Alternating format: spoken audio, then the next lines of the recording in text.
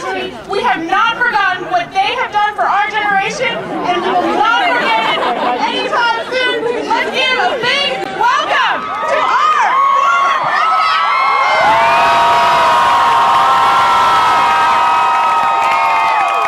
Thank you. It is an honor for me to be here, to be at this great university, and it's an honor to me to be heckled by people who are afraid to hear the truth.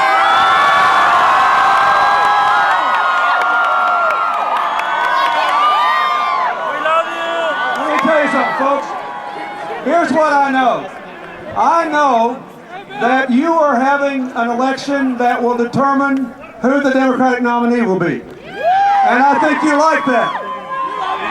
And before I get into the merits, let me say, among many of the special things about Texas is this election system you have. Nobody could have designed one this unique. So here's how it works. You get to vote early till Friday, and then you get to vote on the 4th, and all the votes will be added up. But only 65% of the delegates will be selected. Then on the night of the 4th, when the polls close at 7, between then and 7:15, at 8,000 precinct convention sites across Texas, people who voted the first time will be eligible to vote again, and those people who show up at night will pick the other 35% of your delegates.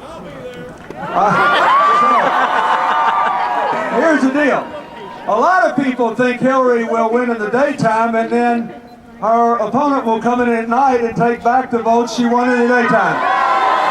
So, don't you think your country's worth 2 votes? Don't you think your future's worth 2 votes? Okay, I'm supposed to hold this up. There's something like 200 people in the crowd. Hold these things up. What is that? Everybody who has these are our volunteers. We need your help. When I finish tonight, if you want to help Hillary and you want to help organize the election and the caucus, I hope you will volunteer. They are out there waving these. Now let me say this. This caucus thing is amazing, these precinct conventions. And I keep thinking, one good thing to me is most of the people like both these candidates. And they're trying to decide for whom they should vote. And so I obviously have a preference. And you can say, if you're an undecided voter, well, I don't have to listen to him. He's married to her. Of course he's going to say that. But I want to tell you this.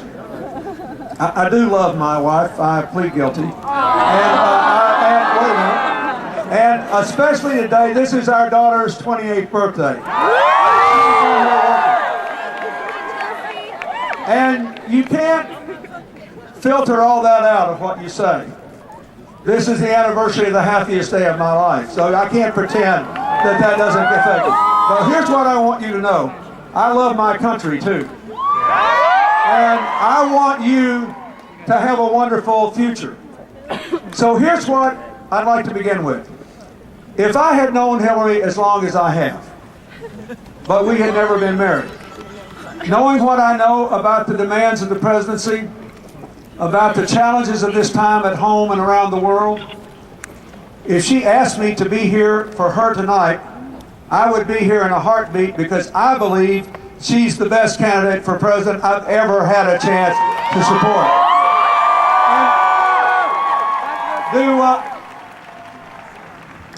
Do I think it'd be a great thing if America had its first woman president? You bet I do.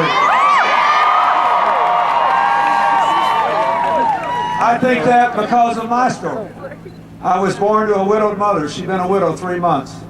She went off to nursing school to support me. My grandparents raised me. My grandmother worked every day for peanuts. When my mother came home, she got up before dawn every single day of my life to give me a better start. So yeah, I think it'd be a good thing. But I was also born in the civil rights movement politically. So I think it'll be a wonderful thing when we have our first African American president. I think it'll be a great thing when we have our first Hispanic president. I think it'll be a great thing when we have our first Asian American president. Jewish president. I hope we have a Native American president someday, because they're the only people who haven't come here in the last 2,000 or 3,000 years. I think it'll be great, but right now, this country's in a fix. We've got to elect the best president. That's what we have to do. So, here's my case for Hillary.